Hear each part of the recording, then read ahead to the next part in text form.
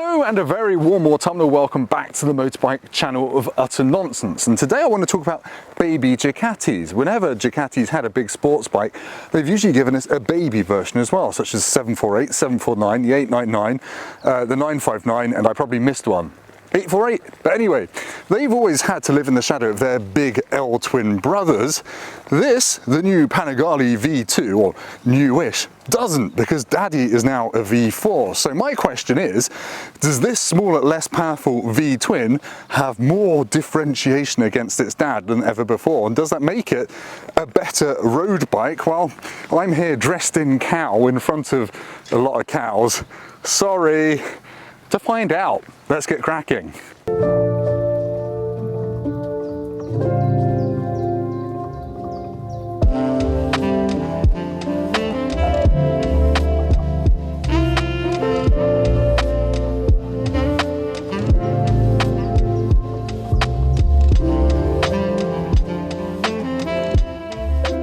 Here it is then, the Panigale V2. Now, this is a 15,695 pound bike. I swear these used to be 14 grand, but as with everything else in the world, it's got more expensive. That said, it's still 4.5 grand cheaper than the cheapest non-S Panigale V4. And this year for 2021, there is a fancy version of this, which is not this, which is the Bayless 20th anniversary one, which is 18 grand, and that's got fancy Erlin suspension and a natty paint job. This, the normal one, comes in this gloss red, or you can get it in that satin white with red wheels. Let's talk about the basics. It's 155 horsepower, 104 newton meters of torque, and it weighs 176 kilograms dry. Those cows are being a little bit noisy behind me. I'm sorry about that. Now, in terms of chassis, it's classic Panigale really. It uses the same kind of monocoque that we saw first on the 1199 and then the 1299. It's got Showa forks down here with decent Brembo brakes, and it's got a sack shock as well, and that's designed for this V2 rather than 959 to put it more on its nose, to be a bit nosier and a bit pointier. It's also got a longer, thicker seat than we had on the 959. The tank is 17 litres and it still looks absolutely drop dead gorgeous. Now, you can tell that this is designed to be a bit more road biased than the V4 because it's on Rosso Corsa tyres, which are a bit more road biased. Sorry about the chicken strips, I've been riding it in the rain. It's also filthy, and if there are any Americans out there, because it's always Americans who are going to complain that I'm filming a dirty bike, just don't bother, because I'm riding in autumn like a proper man or something like that, so it is going to be a bit dirty. Apologies. The engine, the heart of the Panigale V2, is the same 955cc Super Quattro engine that we saw in the 959. Obviously it's all Euro 5 compliant now, and we've got the different exhaust and the single-sided swing arm. Hooray! Powers up 5 horsepower to that 155 horsepower I mentioned earlier. And the beauty of this engine is it does 15,000 miles between valve checks, and if you've ever owned a Panigale, you'll know that's a good thing, because that's sodding expensive to do. In terms of electronics, you've got a little 4.3-inch screen up there. I say little, it's only half an inch smaller than the one on the V4, and it's got all the usual sort of stuff. It's got 6-axis IMU, however, it's only got lean sensitive ABS. I don't think the traction control is lean sensitive, although I'm happy to be corrected. It's got an up and down quick shifter, it's got anti-wheelie, it's got all sorts of fancy stuff. The switchgear is the same as I had on my 950 Hyper Motard, which means that if you're a habitual indicator pusher to cancel, you'll clear your trip all the time. There's the top of the forks, fully adjustable.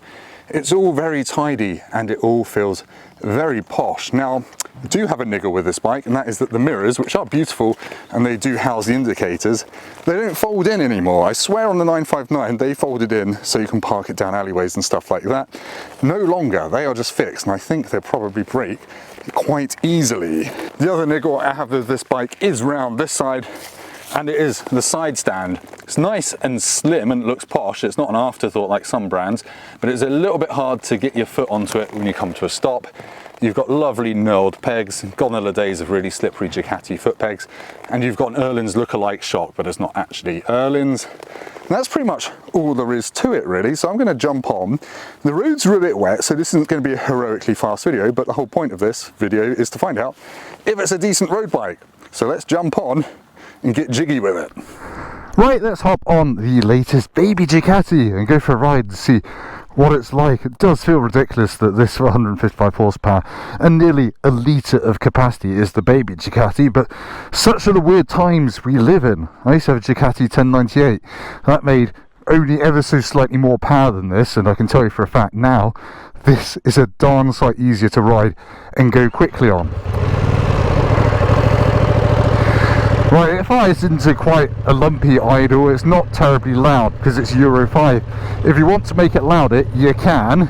You can spend £2,700 on a titanium craft pitch exhaust, or nearly £4,000 on a full system. I guess that's really designed if you want to get racing. Obviously there is an entire race series for these. My mate Carl Stevens rides in it and he's is quite good.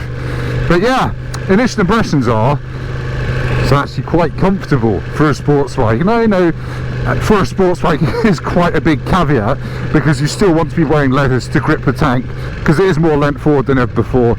So yeah, it is a bit nosy. But that said, if you're wearing the right gear and you can grip the tank, you'll find the handlebars are nice and far apart, so it's comfortable. You're not really feeling like your hands are down low, and there's quite a bit of room on the new seat to move forward and backwards, and it's just quite pleasant, to be honest. The pegs aren't ridiculously high. I could do big days on this, which is a fairly ridiculous thing to say, because as I said, it's still a sports bike riding position. So if you're coming from a naked bike, this will feel a bit alien to start with, but you soon get used to it. Other ergonomic things, let's get them out of the way while we're doing boring 40 limits. The mirrors, they're all right. They're a bit vibey at certain revs, but most of the time you can actually see what's behind you. You have to tuck your elbows in a bit because it's a sports bike, but they're all right. They're a bit hard to adjust the mirror glass to get them pointing exactly where you want. So I would give them 5 out of 10, but most sports bike mirrors are a 2 out of 10, so that is an improvement. Quick shift up and down, pretty good. At lower speeds it is a bit pausey between second and third and fourth. It does give a bit of a thinking about it while it cuts ignition for 2 minutes, but when you're actually on it and up near that 12,000 RPM red line, it's decent, it's really good, and the down blipper feels nice and precise, and the lever action is lovely as well. Right, have I said enough boring things about this as a road bike yet? Let's talk about the ride, because that's always fun. It is actually good. It's actually really good for what it is. It is not rock hard. It has got some compliance built into it, which is nice. And obviously it's not electronic suspension, it's just yieldy manual suspension. That's one of the things, I'll just get that out of the way as well. You haven't got a huge amount of exhaust noise on this bike, but the airbox noise, it's like 1,000 gorillas in a choir. As soon as you get above 5,000-6,000 RPM, it does just bellow. And it just sounds like lions having a little tea party. It is fantastic, I love it. And it just encourages you to downshift and gas it everywhere. Now I'm about to get to some twisty roads after we do some quick dual carriageway, and yeah, we'll find out if it is still just a little bit too much for the road, or if it's actually quite enjoyable. So yes, I'll see you on some dual carriageway now. Okie dokie, we're coming up to the first bit of dual carriageway. Let's find out what this is like at motorway speeds here in the UK. It's still a bit greasy, so forgive me for taking it a little bit easy. Not as easy as this guy. Yes, that's 70 miles an hour. Let's whack it into top, and I'm doing about 4,000 RPM out of a possible pretty much 12,000. Yeah, it's like a sports bike at motorways, which I think is better than a naked bike, because you're leant forward, you've got a little bit of wind protection, and you're just in quite a comfortable position, what I find, for long rides. But if you don't find sports bikes comfortable for long distances, this won't be comfortable either. But it's nice to have kind of wide clip-ons that aren't too low. Everything is just amenable. Obviously I've got no heated grips, I don't have cruise control.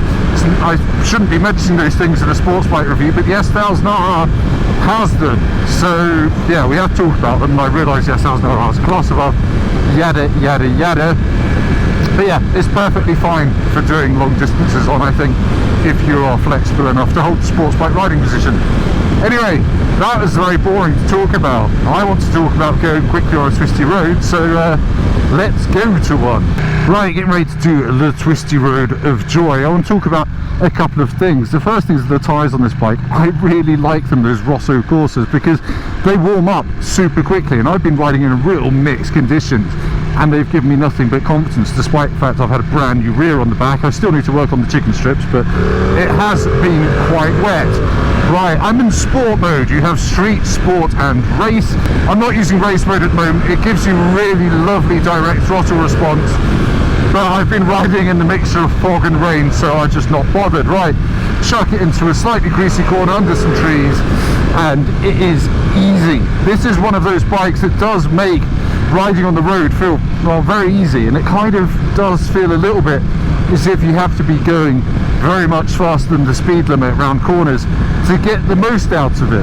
That said, it feels confidence inspiring, it feels supportive mid-corner, but you really want big, fast, open roads for this thing, which I just don't have here in the southeast of England, even on a dry day. So it does feel a little bit wasted, and the power is still pretty ridiculous. 155 miles an hour is 155 horsepower. It is delivered in a really lovely way. It's kind of smooth, it has a little crescendo at the top end, and it sounds amazing.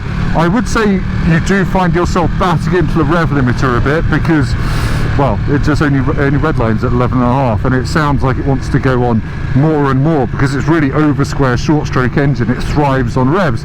That said, you can bibble around 3,000-4,000 and it always feels quick and torquey, but you want to let it rip, to be honest. So yeah, handling wise it is phenomenal. I do just want to take it on a racetrack though, because it tips in so quickly and you end up round the corner before you really know about it on the road. You can't really get the sensation that you are pushing it or getting the most out of it. And that's just like the same as litre bikes, really, and I guess you should treat this pretty much as a litre bike. Despite being a baby Ducati, it is pretty punchy. Right, let's do that again now. I'm not behind a van, and we talk a little bit about the electronics. Second gear, near the top of the revs, it will float little wheelies at about 10,000 RPM in second out of corners, and that is just so much fun. Just coming out the corner a little bit crossed up, and it's just going up, up, and that's with the wheelie control on 3, so it's quite a long way away from being off. Such a good engine noise, such a good noise. And I know I said it's fast, but the beauty is it's not something like a Panigale V4 where you just can't really use more than 40% of it without going to prison. This you can use more like 75% of. Or you can just leave it in 4th gear and surf around on the torque. It is a really, really lovely bike for the road, helped by the fact that I know I'm not on ridiculous race slick tyres and these greasy patches under the trees.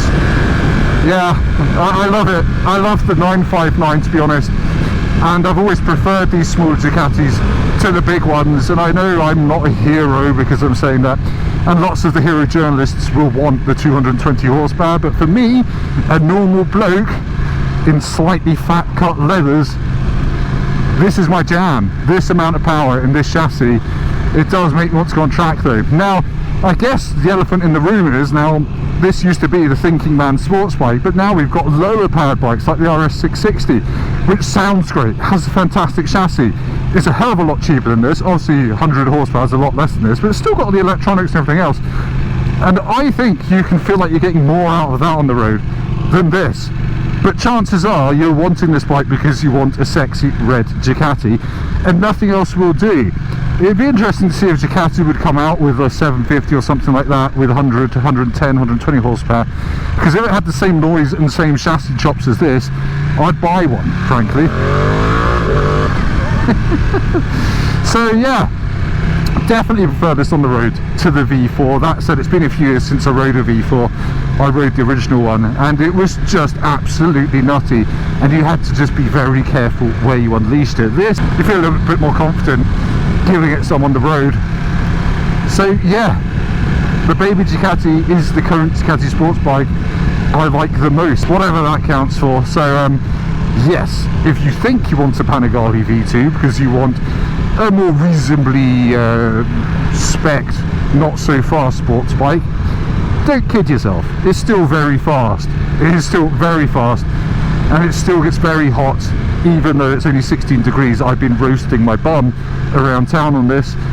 Some of the other negatives, like I've said, the mirrors don't fold in, side stand's a bit hard to get hold of, but that's about it. Oh, and the traction control can be a little bit abrupt the way it kicks in. I don't think it's quite as expensive feeling as the traction control in the V4. But that's it. It is a cracking sports bike. It's still fast, it's still wonderful in the corners, and it feels like a Ducati. It doesn't feel budget, so it gives you that feel-good factor. So yeah, depends what you want really. I bloody love it. I would have one in a heartbeat, and I love that they've given it a single-sided swing arm now to match its Big Daddy. So there we go. That was a very waffly sort of conclusion, but in short, I can't get enough of it. Thank you ever so much for watching. If you've liked this video, please hit like, it does help me out, and also subscribing is massively useful as well. That means I can go and borrow more nice bikes and do silly videos on them. And obviously if you want to see someone hammer one of these properly on the track, go and watch 44 Teeth or someone like that, because they've done that. Thank you for watching. Goodbye. I'm going to go home and take off my cow suit and go and make amends to those cows that I offended at the start of the video. Goodbye.